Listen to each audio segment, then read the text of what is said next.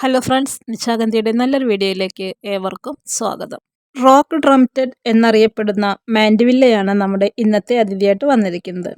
വസന്തകാലത്തിൻ്റെ അവസാനം മുതൽ ശരത്കാലം വരെ വെള്ള, ചുവപ്പ്, പിങ്ക്, മഞ്ഞ നിറങ്ങളിൽ വലിയ 5 ഇതളുകളുള്ള പുഷ്പങ്ങൾ തരുന്ന നല്ലൊരു ചെടിയാണിത്. കേരളത്തിൽ മഴക്കാലം ഒഴികെ എല്ലാ കാലത്തും നിറയെ പൂക്കൾ തരുന്ന ചെടി കൂടിയാണ്. കടും പച്ച നിറത്തിൽ ഇലകളുള്ള ചെറിയ ചെടിയായിരിക്കുമ്പോൾ തന്നെ നല്ല രീതിയിൽ പൂക്കൾ ഉണ്ടാകുന്ന ഒരു ചെടിയാണിത്. മഴയുള്ള സമയങ്ങളിൽ ഇലകൾ നീക്കം ചെയ്ത് കമ്പുകൾ വെർമി കമ്പോസ്റ്റിൽ നട്ടുകൊടുത്ത് പുതിയ ചെടികൾ ഉണ്ടാക്കിയെടുക്കാനായിട്ട് കഴിയും.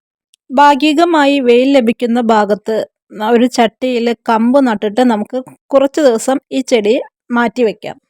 ചെടിയിൽ പുതിയ ശിഖരങ്ങൾ വന്നതിന് ശേഷം പതിയെ നമ്മൾ നല്ലൊരു പോട്ടിംഗ് മിക്സ് എടുത്ത് അതിനകത്ത് നമ്മുടെ പുതിയ ചെടി നട്ടുകൊടുക്കുകയും പതിയെ പതിയെ വെയിലുള്ള ഭാഗത്തേക്ക് മാറ്റി വയ്ക്കാവുന്നതുമാണ്. നിലത്തും ചട്ടിയിലും ഒരുപോലെ വളർത്തിയെടുക്കാൻ കഴിയുന്ന ചെടി കൂടിയാണിത്. 1 മുതൽ 20 അടി വരെ ഉയരത്തിലും 1 മുതൽ 15 അടി വരെ വീതിയിലും ഈ ചെടി വളർന്നു വരുന്നു. കേടുപാടുകൾ നിറഞ്ഞ ശിഖരങ്ങൾ നമ്മൾ ചെടിയിൽ നിന്നും മുറിച്ചു മാറ്റേണ്ടതാണ്. ഇടയ്ക്കിടയ്ക്ക് പ്രൂൺ ചെയ്ത് കൊടുക്കുന്നത് പുതിയ ശിഖരങ്ങൾ വരാനായിട്ട് സഹായിക്കുന്നു. മണ്ണിൻ്റെ ഉപരിതലം 1 മുതൽ 2 ഇഞ്ച് വരെ താഴേക്ക് ഉണങ്ങുമ്പോൾ മാത്രം നമ്മൾ നനച്ചു കൊടുത്താൽ മതി. ക്രീപ്പിംഗ് പ്ലാന്റ് ആയതുകൊണ്ട് തന്നെ നമ്മുടെ ഇഷ്ടത്തിനനുസരിച്ച് പടർത്തിയെടുക്കാൻ കഴിയും.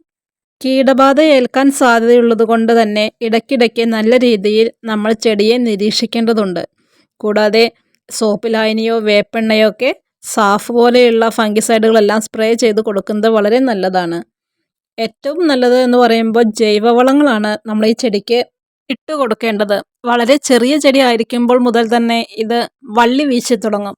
വള്ളി വീശുന്നത് ഈ ചെടി പടരാനുള്ള പ്രവണതയാണ് കാണിക്കുന്നത്.